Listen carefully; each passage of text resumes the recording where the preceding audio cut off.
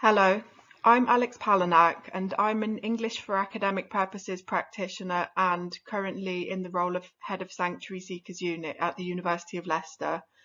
The title of this talk is Lessons from Gaza, the Need for a Critical Trauma-Informed Pedagogy in ELT for Refugees. In the hope that this exercise may be useful to others, I'm going to briefly chart the development of my thinking over the past few years on the topic of trauma-informed ESOL pedagogy for refugees and what influenced these changes along the way, starting from when I started writing and running workshops on trauma-informed pedagogy, which drew together insights from ELT, trauma psychology, positive psychology, and refugee studies. And then moving on to conducting research and developing a program based on these trauma-informed principles. And I'll finish with reflecting on the situation in Gaza and how it exposes that the current version of trauma-informed pedagogy is inadequate and calls for a different approach which embraces criticality and decoloniality. I didn't know it when I started out, but in retrospect, I've found it useful to explain these shifts by applying Boylan's framework for social justice orientations in education. And he divides these into three different categories. So the first is the conservative orientation, which relates to individual interventions to address disadvantage or needs, focusing on improving learning opportunities or outcomes within an existing system. The second one is socially liberal orientation, which relates to the reform of organisational educational structures and practices to promote social justice. And the third one is a critical orientation, which relates to developing shared critical awareness of wider social or global structural foundations of injustice and oppression, with the goal of challenging these and transforming society. Thinking about these orientations, I can see that the shifts in my thinking about trauma-informed pedagogy over the years can roughly be mapped to a shift from a primarily conservative orientation, which focuses on supporting individuals within a current system, to a more socially liberal orientation, which thinks about modifying organisational structures or processes, and finally moving to a critical orientation, which addresses wider systems of inequality. So let's first turn to focus on a conservative orientation to trauma-informed pedagogy. And for this, I'll draw examples from slides from my trauma training workshop. This orientation might acknowledge what trauma is and how it is caused, including what sorts of potentially traumatic events and compounding factors might cause or perpetuate it in refugee contexts. It might also examine how refugee trauma might present in the language classroom, for example, through the oversharing of traumatic stories or through problems interacting with others. It will also explore how these presentations of trauma might be mitigated in the language classroom.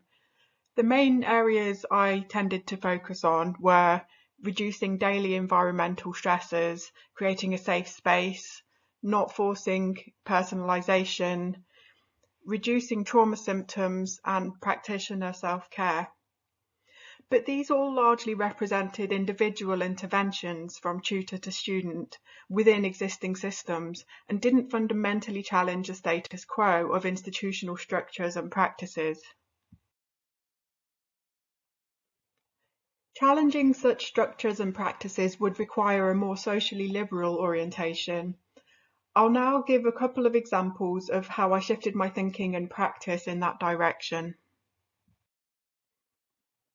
From 2019 to 2021, I was part of a British Council ELT-funded interdisciplinary research team which looked at how we might facilitate both learning and well-being in refugee ESOL or EAP classrooms. And this was looking at how we might not only mitigate the effects of trauma, but also promote well-being and growth in these students. One key finding was that institutional systems had to be in place to facilitate this. and this is in line with a socially liberal orientation to trauma-informed pedagogy.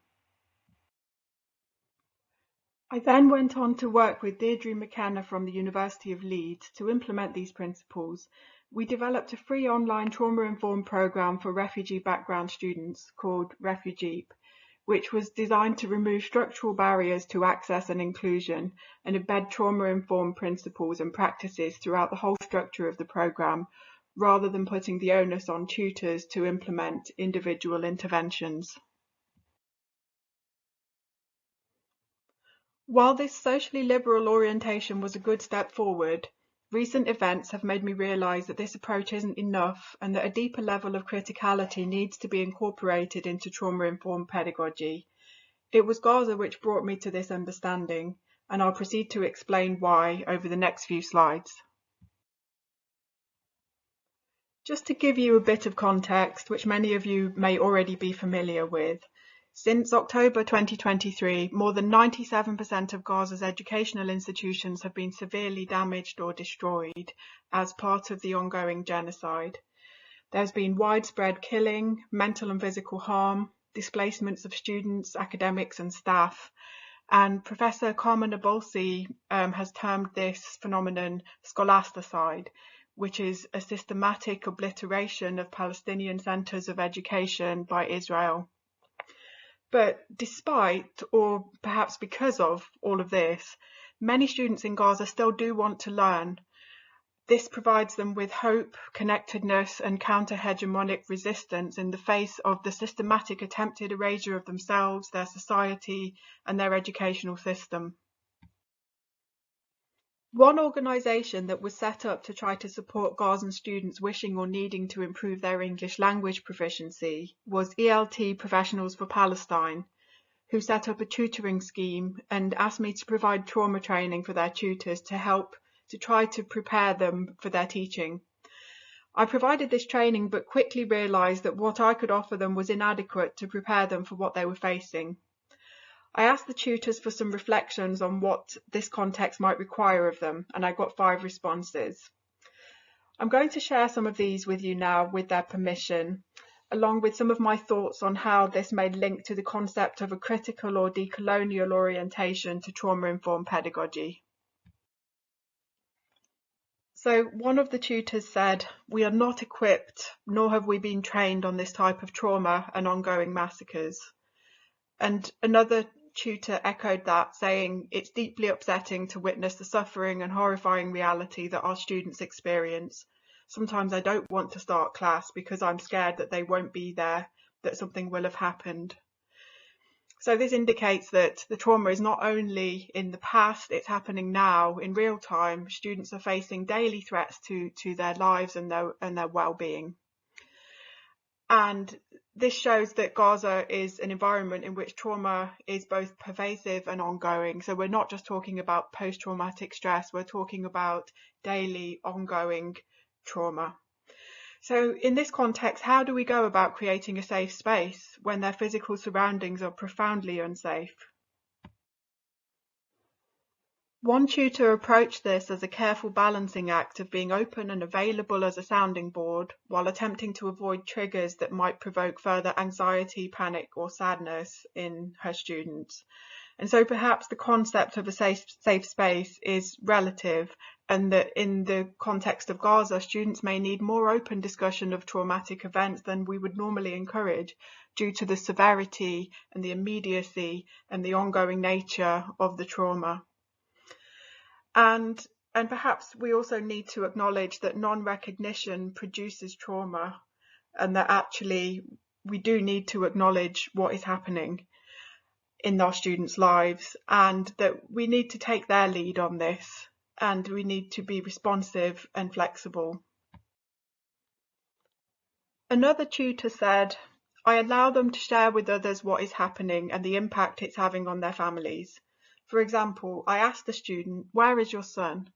She was trying to tell me he was stuck at the border, but could not verbalise this completely in English, so I did a session on how to say sentences describing the situation. 'My son is stuck at the border in Rafah. He cannot come to Australia because the border is closed.'" So this tutor is giving an example of how she gives her students space and tools to express their daily lived realities if they want to. And she's actually incorporating this into the lesson content itself.